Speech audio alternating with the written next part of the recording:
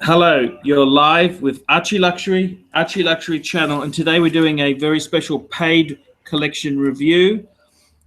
I've got my friend Clyde along for the ride, and this is a collection review I've just posted to my other channel, the Paul Pluta channel. And this was a collection review for a guy. He's asked me, review was called Paid Watch Review, Rolex 1002, corrected the spelling mistake, IWC Pilot. Why the fuck isn't this refreshing? Pilot chronograph, what next? Yeah, what next? Now, yes, I have fixed the mistake there, Clyde. This is I like these sort of collections where I thought we're going to start a new episode on the ArchieLuxury channel where I'll discuss a collection review with Clyde once a week. So this is just a new added service. I'm going to charge $50, gives you a paid review, and you get Clyde's input. Now, just to recap, I'll just very quickly go through his email to me. He said his first watch was a Rolex 1002, 34mm stainless steel with bracelet with a blue dial. It was a gift from his dad in 1984. He used it as a daily for 22 years. Classic look, specifically no date, oyster case, waterproof, yada, yada, yada. Then he says... Then he says later on in 2000, so he got this watch in 84, right? Right.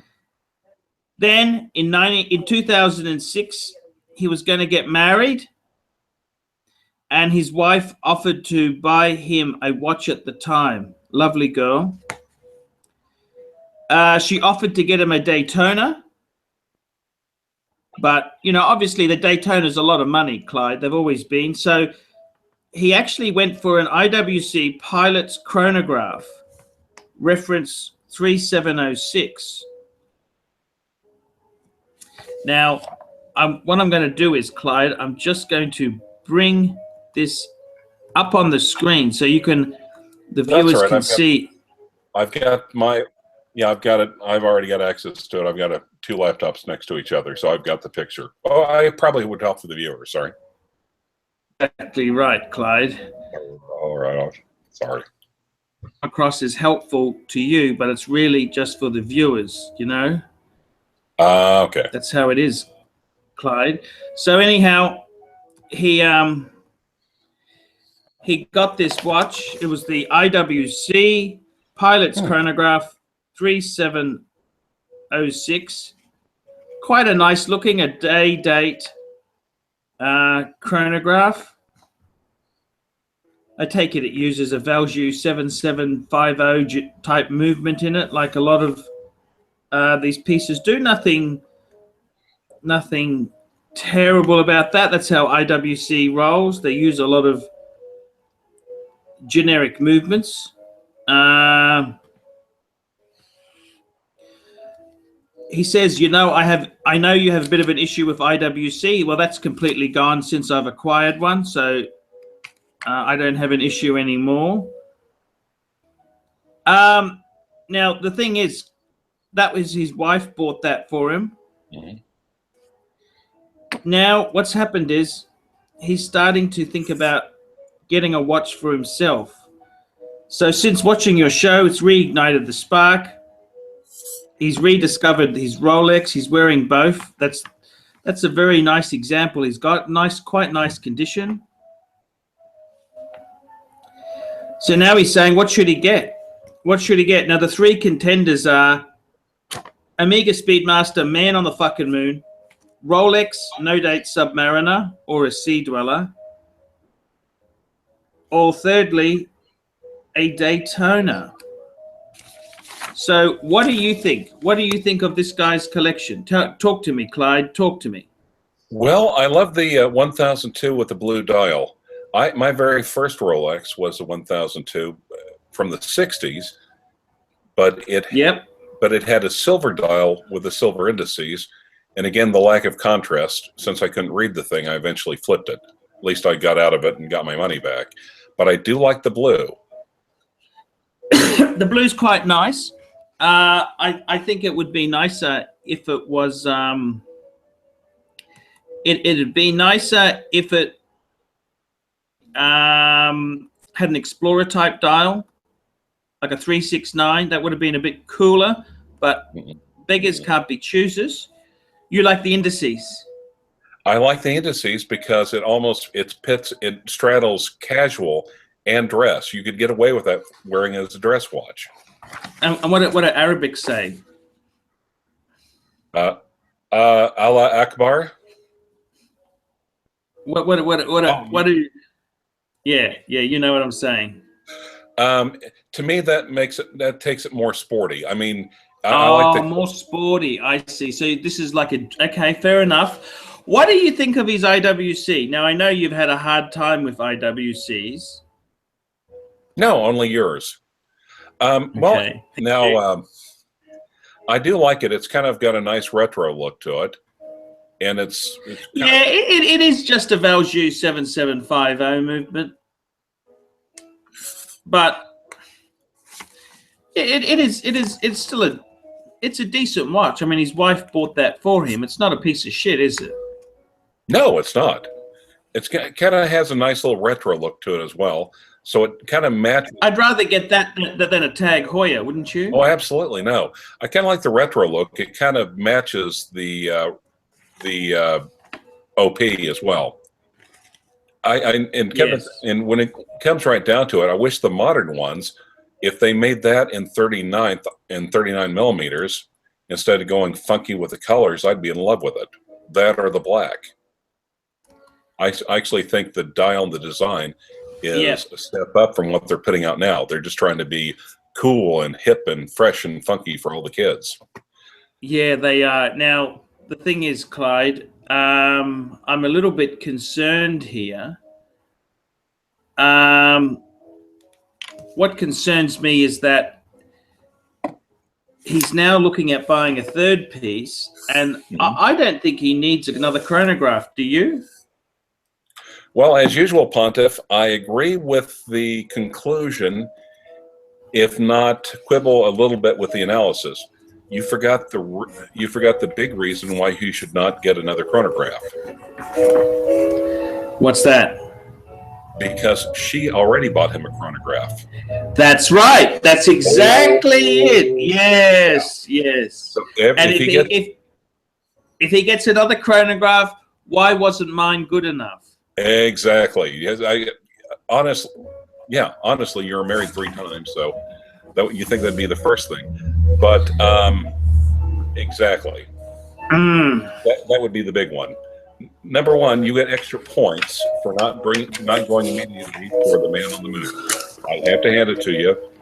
You have the urge. I mean, you probably had the urge, and you fought the urge. Well, I don't think he needs it. I like this guy because his watches are a journey. He just doesn't go in there and buy all the trendy Rolexes. This is a lifelong collection, you know? It's got some heart and soul to it. But on the other hand, that's why I picked his collection to review today, is because it's not a huge, it's 2-piece collection. And the third piece, these are going to be well and truly loved pieces. And there's also one other problem with the Daytona, besides the fact that it is not great bang for the buck, and it's also a chronograph. And that's, I hate to say it, it's kind of imbalanced because you've got basically have almost the entire worth of the collection in one watch. It kind of, I think it overshadowed the other two. Oh, okay. Yep. I do understand there. I would say, you know what I would say? So you're saying he's given us 3 choices. Number 1 is Omega Speedmaster Man on the Moon. Number 2 is a no-date sub or a Sea Dweller. And number 3 is a Daytona. So what we're saying is forget I'll just put you up. Just hang on. Stop. Oh. Okay, you put that up again, Clyde. Beautiful. Actually, Beautiful. Now, what I'm actually saying is, I think he should get a diver, either a diver or a GMT. Now, disagree. we were. Sorry. I'm sorry, I disagree. Because you look at his chronograph, it's not a GMT function chronograph, is it? Not that I can see. No, it's not. There's no GMT function at all. But it's still but the GMT is still a pilot's watch. You still have two pilot's watches.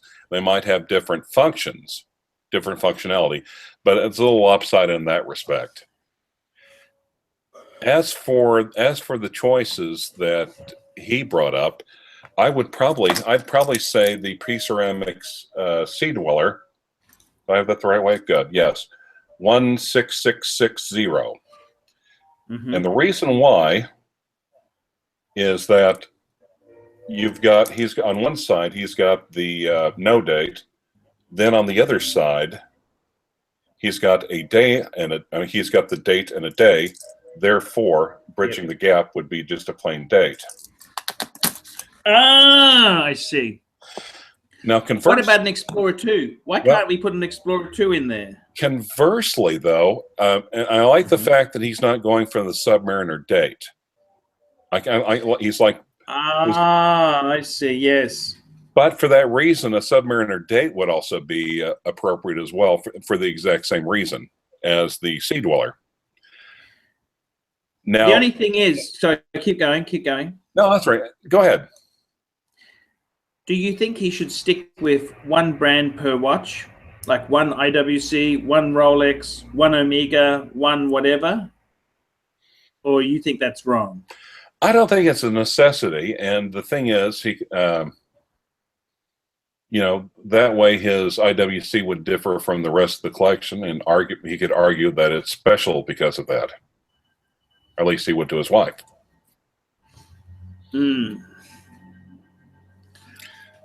Now, as for the suggestion of the Polar Explorer, we have to deduct points for the review because he didn't specifically ask for it. No, but I think that'd be what's happened is we had three choices, and we've in one foul swoop we've said no chronograph because he's already got a chronograph, which his wife bought him. Right. Now here's the truly painful part, though.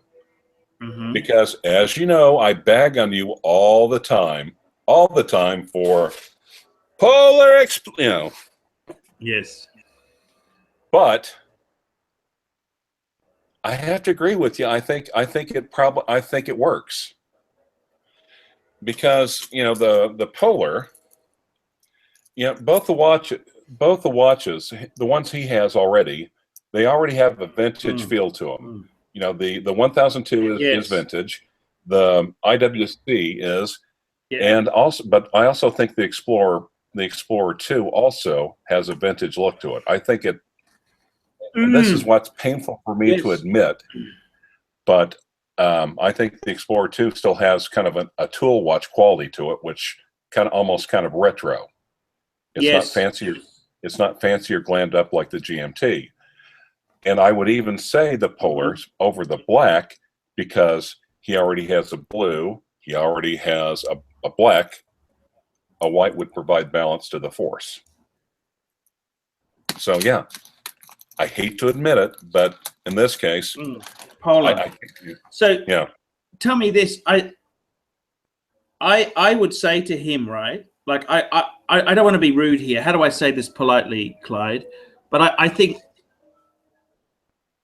he's a nice guy. I can see he's a nice guy. I don't think he's flush with money. Can we say that without being rude or not? No. He's a work. I mean, like I said, he works for his money. Nothing wrong with that. Now, I would say that the best bang per buck Rolex sports. So we're either saying 3 watches, a no date sub, a Rolex pre-ceramic Sea Dweller, or a Explorer 2. I disagree. I slightly disagree. I would say either a pre-ceramic sea dweller, Yep. Yep. the Explorer 2, or an Explorer sub-date. Okay. I mean, So you mean a Submariner date. Submariner date. What I'm saying is, out of all of those choices, the Explorer 2 would be the best bang per buck on the used market, isn't it? Yeah. Yeah, but that's the other caveat to it. It really depends. If you're on the used market, you're kind of limited to what is available. Well, I think he would be someone who would be wanting to buy on the used market, I hope, because I get the feeling he watches his pennies, which is nothing wrong with that. Look after the pennies and the dollars will look after themselves. I get the feeling, I like this guy. He's the reason I chose his collection to do this pilot series with. One, he's got a pilot watch, and this is a pilot series. Right.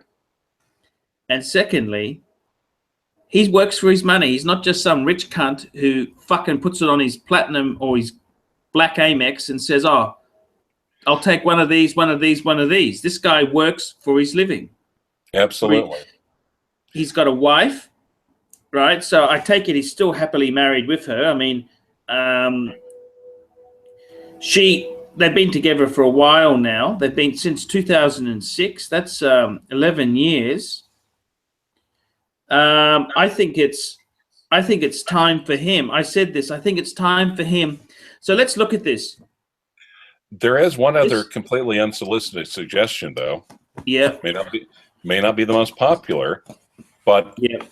a diver, something that is fairly, you can pick up fairly inexpensively if you look for it, and What's also that? white dial Panerai Luminor. If he's careful. Panerai is a bit risky. You know what I mean? Well, I know, yeah, but there's so many fakes out there. You know what, Clyde? The first watch was given to him by his dad, which is cool. His second watch was given to him by his wife. This third watch is very important. He makes the right choice. He needs a masculine, manly watch because he's buying it himself. Okay. Well, I think any of the watches considered would fit the bill. Hmm. You know, the least masculine one would be the Oyster Perpetual, but that's simply because sizes and wrists have gotten so much bigger over the years. But it's the hormones in the chicken. I think so, yes. And the cat. And now I reckon I would say to him, I think if you went Explorer 2, would you go polar or black? I think maybe a black one might be a good one for him. No, he's already got a black dial. I think a white would be more balanced. Okay, because you know what the next question is, what would his fourth watch be? Let's add a bit of future proofing. Toughie. Definitely a diver then, wouldn't it? If you went for the Explorer now, you'd definitely go for it. If you went for the GMT function watch now, you definitely go for a diver later, wouldn't you? Right. And that would still keep things in balance. Would that be a perfect four-piece collection? Possibly Milgauss. Milgauss doesn't add anything really because he's yeah. Well, especially with the no date of the 1002. Oyster Perpetua, yeah. Well, let's see. Then I would probably get the. Then I'd probably keep an eye out for a no date. No date stuff. Okay. What would you give his collection at the moment? These two pieces out of 10.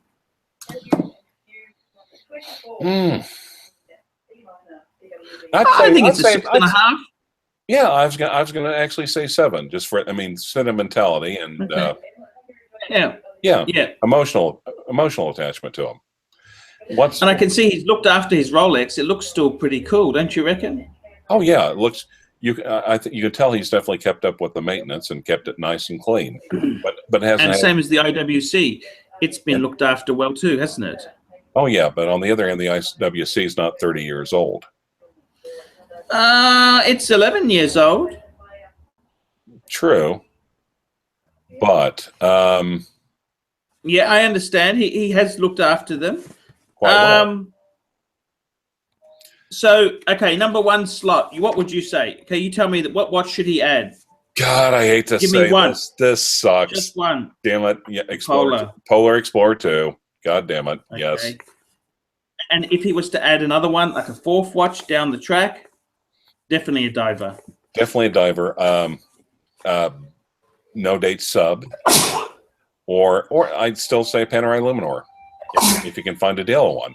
Keep in mind, if the luxury wristwatch market is going to crash, he might be able to get them all tomorrow. Just hang on one tick. I'm just going to get a tissue. 1 minute there, Clyde. Not a problem. I'll read the comments real quick.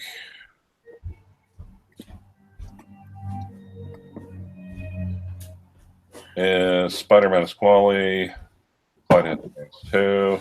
1002 is nice. Not a 1002. It's a Zephyr, I think. 104. Yeah. So Clyde. Go ahead. I got to tell you, I think it's a pretty nice little collection here. Oh, I think it is. He's a hardworking guy. And here's also what's kind of nice about it. Each one has sentimental value. Yes. So there's so many people that have collections, and they're just wheeling and dealing and flipping and failing. It's nice to know that he's going to be holding on to these watches. Yes, and it's nice to know there's a man who can stay with a woman for more than 5 years, isn't there? Maybe he should be giving us advice. Exactly. With that, Clyde, we're going to wrap this up now. We might just do one more show after this. Do you want to do one more show, then you can go to bed? Yeah, why not? Okay, let's cut this one, and we've got a new one, okay? All right, sounds good. Okay. Happy Mother's Day, everyone out there. Ooh.